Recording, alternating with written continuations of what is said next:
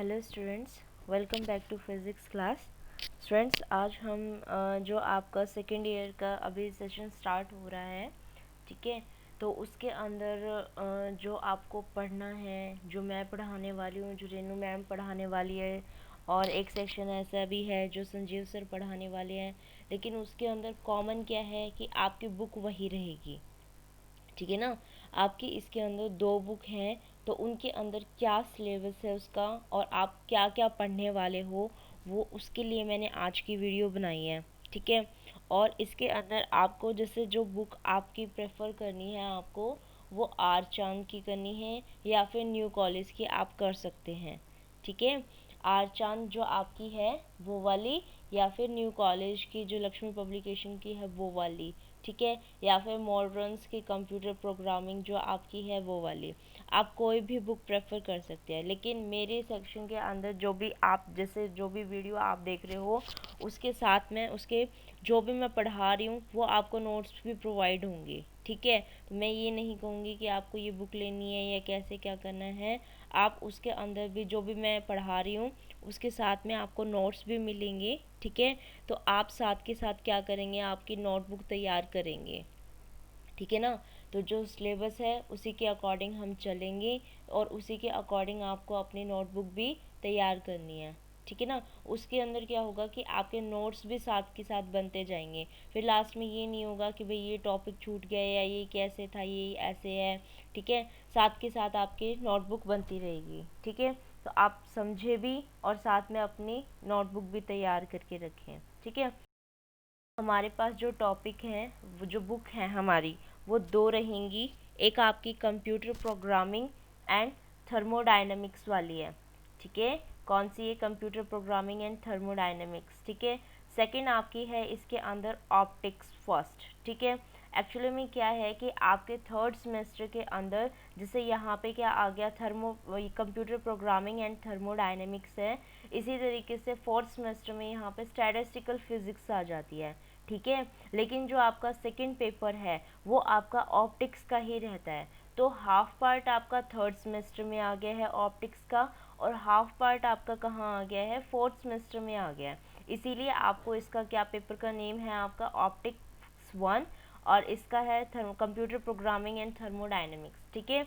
और जो fourth semester में आपका आएगा वो स्टैटिस्टिकल फिजिक्स आएगा, और जो आपका सेकंड पेपर रहेगा वहाँ पे आपका वो ऑप्टिक्स 2 बन जाएगा, ठीक है। तो इसीलिए आपके ये दो पेपर रहेंगे।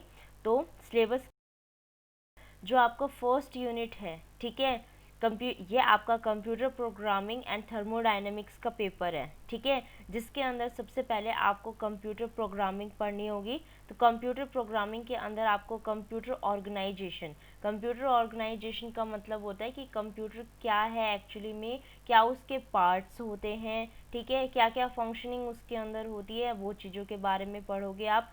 बाइनरी रिप्रेजेंटेशन के बारे में पढ़ोगे, क्योंकि कंप्यूटर जो है वो ओनली टू लैंग्वेजेस को ही अंडरस्टैंड करता है, एक तो ज़ीरो और एक वन को। तो इसीलिए हम इसके अंदर बाइनरी रिप्रेजेंटेशन भी पढ़ेंगे।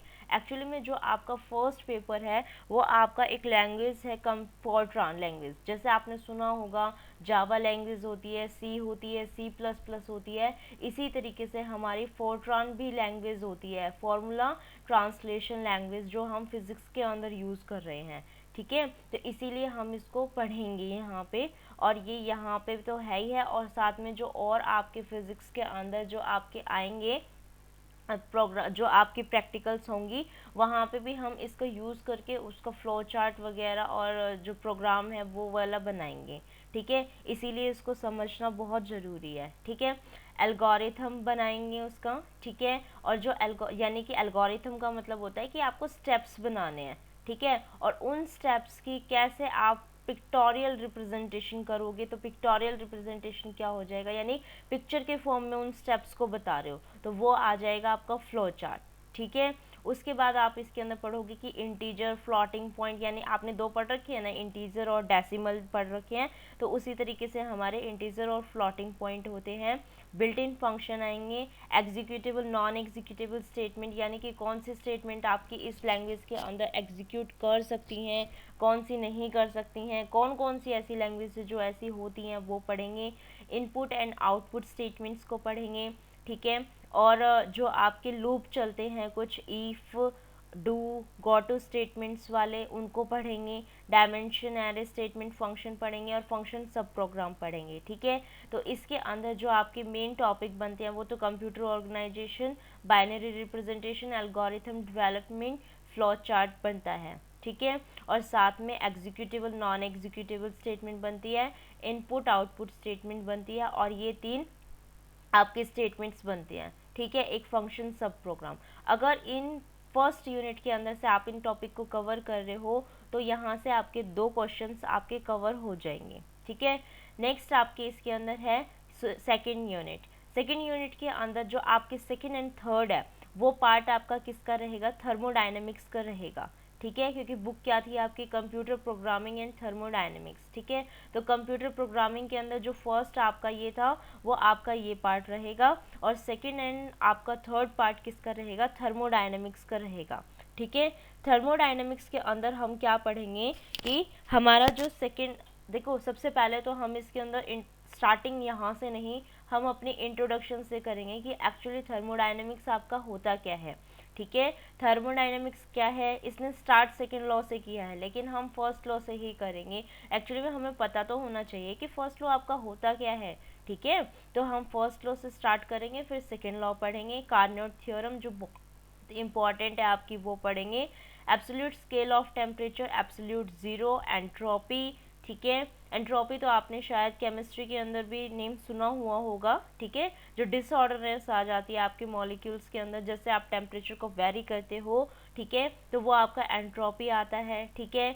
और आपका जो ये टीएस डायग्राम आएगा, नॉन हीट इक्वेशंस आएगी, जूल फ्री एक्सपेंशन ये इंपॉर्टेंट है, जूल थॉमसन एक्सपेरिमेंट आपका इम्पॉर्टेंट है, इफेक्ट इम्पॉर्टेंट है, ठीक है।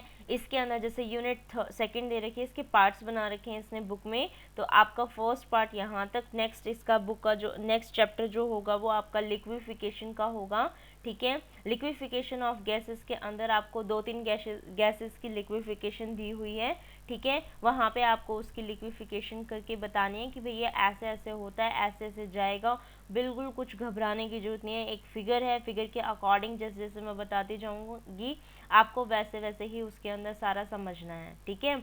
उसके बाद नेक्स्ट हमारे पास आता है यूनिट थर्ड, ठीक है। ये बहुत इंपॉर्टेंट है यूनिट थर्ड, क्योंकि इसके अंदर जो ये नीचे वाला पोर्शन है ये आपका अभी तो काम आएगा ही, साथ में आप एमएससी भी करते हो फिजिक्स से, वहाँ पे भी बहुत इंपॉर्टेंट है, ठीक है। तो वहाँ पे उसको बहुत काम आएगा। और इस चैप्टर में से जो जैसे आपके ऑप्शन टाइप क्वेश्चंस बनते हैं, ठीक है, कॉम्पिटिटिव एग्जाम के अंदर, तो वहाँ से भी आता है, ठीक है।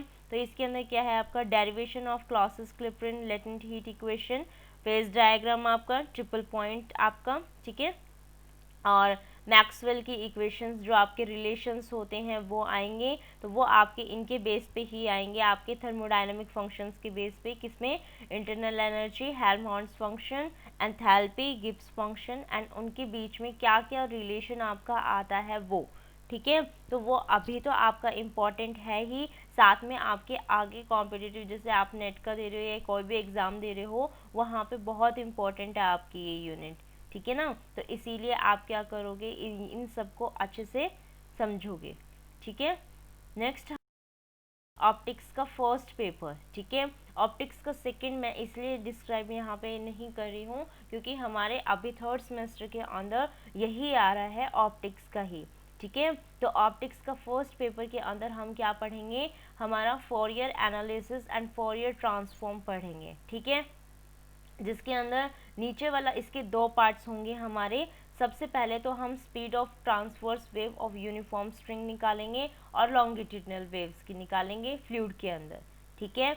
और फिर उसके बाद क्या बताएंगे, हमारी फोरियर एनालिसिस बताएंगे कि एक्चुअली में वो क्या होती है, कैसे उसकी इक्वेशंस वगैरह होती हैं, ठीक है। और triangular, rectangular wave, half wave, full wave, rectifier वगैरह के अंदर कैसे हम इसको अप्लाई करते हैं, फोरियर ट्रांसफॉर्म क्या है, उसकी प्रॉपर्टीज़ क्या हैं, ठीक है। और इनको दो फंक्शंस आपके थे, एक यहाँ पे एक और फंक्शन भी था, ठीक है। वो फंक्शन आपका है e की पावर माइनस एक्स की पावर 2/2, ऐसे है, शायद 1/2 है वहाँ पे, एक बार कंफर्म कर लेंगे, ठीक है।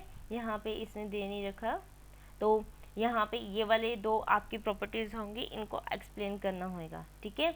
उसके बाद नेक्स्ट आपकी ज्योमेट्रिक ऑप्टिक्स है, ठीक है, और ये आपकी फिजिकल ऑप्टिक्स थी।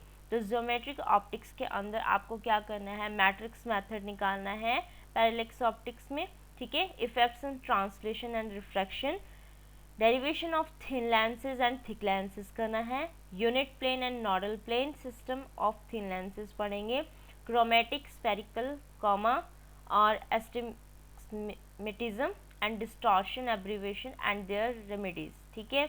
और फिजिकल ऑप्टिक्स के अंदर हम क्या पढ़ेंगे, इंटरफेरेंस, ये आपके दो उसके अंदर है, ठीक है, एक एम्पलीट्यूड और एक वेव फ्रंट की, उस पे वेव फ्रंट के बेस पे हम इस उसमें पढ़ेंगे, और एम्पलीट्यूड वगैरह के उसमें हम नेक्स्ट सेमेस्टर में पढ़ेंगे, ठीक है। तो इस सेमेस्टर में हमारे पास आता है interference of division of wave front के बेस पे कैसे होता है, तो उसके अंदर हमारे पास आएगा Fresnel biprism and its application to determine the wavelength of sodium light and thickness of mica sheet, ठीक है, और layers mirror, phase change on reflection, ये हमारे क्या रहेंगे यहाँ पे इम्पॉर्टेंट चैप्टर रहेंगे यहाँ पे, ठीक है स्टूडेंट्स। तो आज का ये हमें यहाँ तक का समझना था, ठीक है। Thank you for watching. And students जिन्होंने भी चैनल सब्सक्राइब नहीं किया है, चैनल सब्सक्राइब कर दें, क्योंकि नेक्स्ट क्लासेस जब भी होंगी आपकी, वैसे तो जूम के ऊपर हम इंटरेक्ट करेंगे ही, ठीक है। आज तो जैसे इंट्रोडक्शन की आपकी क्लास चलेगी, तो यहाँ पे मैंने बुक का इंट्रोडक्शन दिया है, और क्लास में शायद आपका इंट्रोडक्शन का चलेगा, ठीक है। तो हमारा ये वाला आप ज़रूर समझ के रखें एक बारी, ठीक है, ठीक है। और जिन्होंने चैनल सब्सक्राइब नहीं किया, चैनल सब्सक्राइब कर दें और शेयर भी करें, ठीक है। Thank you.